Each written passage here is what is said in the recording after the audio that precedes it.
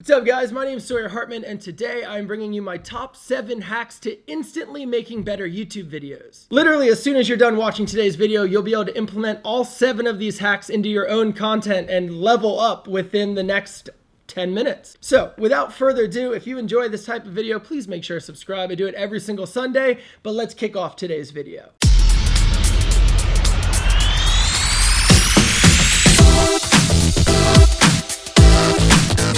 Well, welcome guys. Thank you for finding today's video. More importantly, let's just talk about creating video content. Now, whether you're making vlogs, short films, or sit-down videos, these hacks are going to give you the tools to take your content to the next level. Even if you know 6 out of the 7 hacks, the one you don't could be the hack that takes your content out of this world. Now, I know that sounds pretty extreme, but these hacks have been kind of the secret tools that have allowed me to create content the way I have for the last 8 years.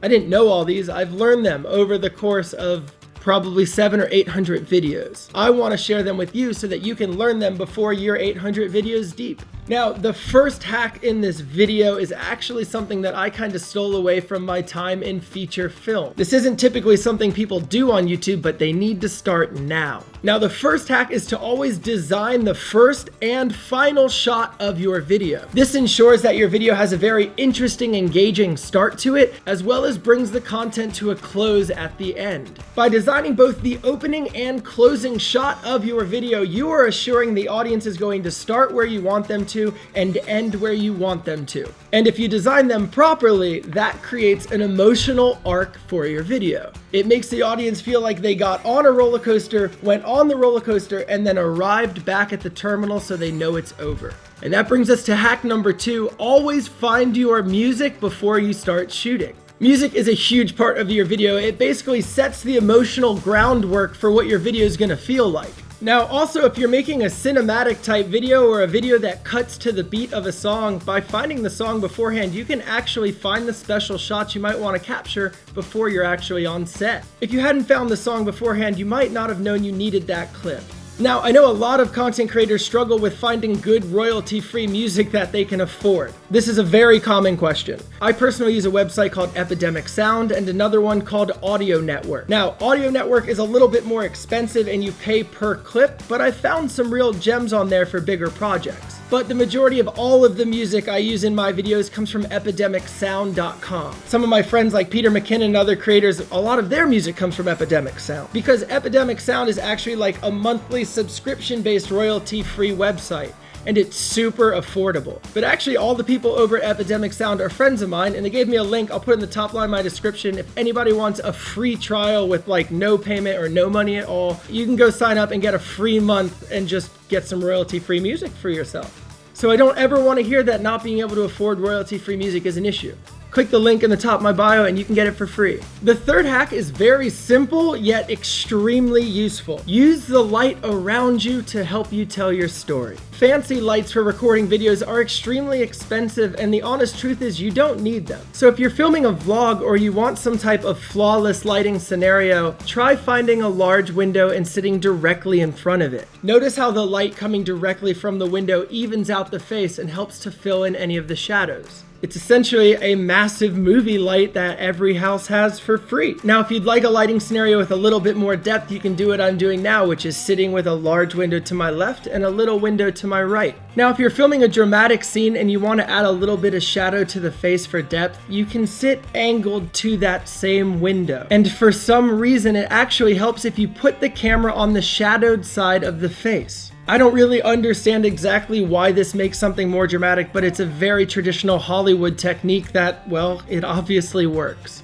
The fourth hack is probably the most important hack in this entire video. If you're not using B-roll, you need to be. Now, a large portion of my career is actually based off my B-roll and my writing. B-roll is essentially anything that you shoot other than the main sequence of your video. So in this video, me talking to camera right now is the main sequence. So every time we cut away from the main sequence to another shot, this is essentially B-roll. Imagine how incredibly boring this video would be if I hadn't included any B-roll. Now, hack number 5 might sound a little weird at first, but I firmly believe audio is 60% of your video. Seriously though, think about it. You can listen to the radio without having to see a picture, but you can't really watch your TV on mute. We take in so much more information from what we hear than what we see. Now, obviously, one of the best solutions is to purchase an external mic. There's solutions like this Video Mic Go, which is $80, or the Video Rode Mic Pro I'm actually recording this video on right now. That's this little guy right here that goes for about $230. However, if you don't have access to any kind of other microphone, don't worry about it. There's a couple things that we can do for free that will dramatically help your audio. First, turn off your air conditioning. It makes noise. You might not be able to hear it because you're used to it, but it makes noise. Also, make sure all of your windows are closed. This cuts down the chances of sirens or loud noises or cars passing.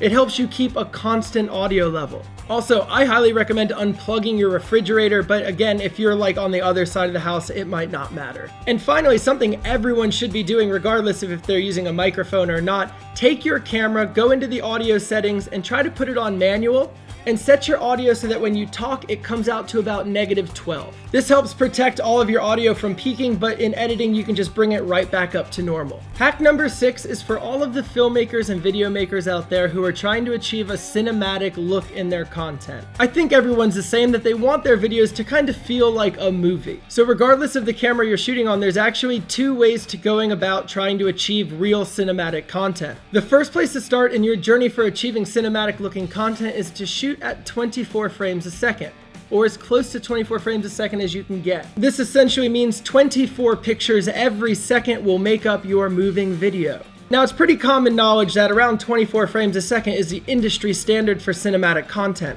But actually, what a bunch of content creators do not realize or just have never learned is the shutter speed is just as important as the frame rate. Now, there's a whole bunch of science I won't get into about how film cameras work and why you're trying to replicate them. But the only thing you really need to know is to achieve a cinematic shutter speed, you just double the frame rate. So if you're shooting at 24 frames a second, you're going to want a shutter speed around 50 or 1/50th of a second. But by doubling your frame rate, you find a shutter speed that actually gives you the most accurate motion blur when you're trying to recreate film. Now, if you find there's too much light coming into your camera and your image is too bright with these settings, you might need an ND filter to try to cut some light out. Now, this 7th and final hack is by far the most important to understand in this whole video. The hack is how to outline your stories and drive to the climax. By plotting out the skeleton of your project, you're essentially making a blueprint. That way, when you're out in the world filming, you know what you're supposed to be doing, but you're not going to be trying to recreate something you made in your bedroom. The important lesson for this hack is to find the climax of your story and drive to it. Instead of just trying to describe this, let me give you some examples so you can actually see it in action. So if you're getting married and that's the climax of your vlog, you could plot the video like this. First, we'd have an introduction. This opens people up to the idea of the wedding and sets the stage for the rest of your video. The second point would be before the wedding. Now, I put before the wedding because this is an opportunity for me to be able to give the audience more information. Things I didn't want to put in the intro but are still really important for the audience to understand. My third plot point would be arriving at the church. This allows you to build anticipation with your audience and start giving momentum to when you finally say I do. The fourth plot point for me is the main event. It's the climax. It is the bulk of my video. It is the actual wedding. Everything I've done before this will have been to lead up to this moment, and everything I do after will be to reflect back on this moment. The wedding is what my video is about. So naturally, my fifth plot point would be the after party, or, the falling action. And then the sixth plot point would be the outro, or the conclusion, or the ending. Your story should have an introduction, a beginning, a middle, a main event, and an end.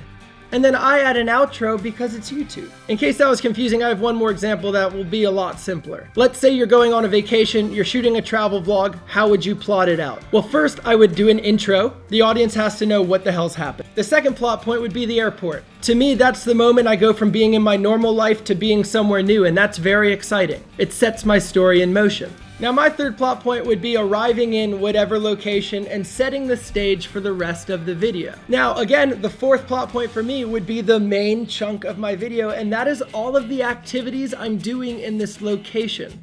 To me, that's what travel films are about. It's about all the activities you're doing when you travel somewhere.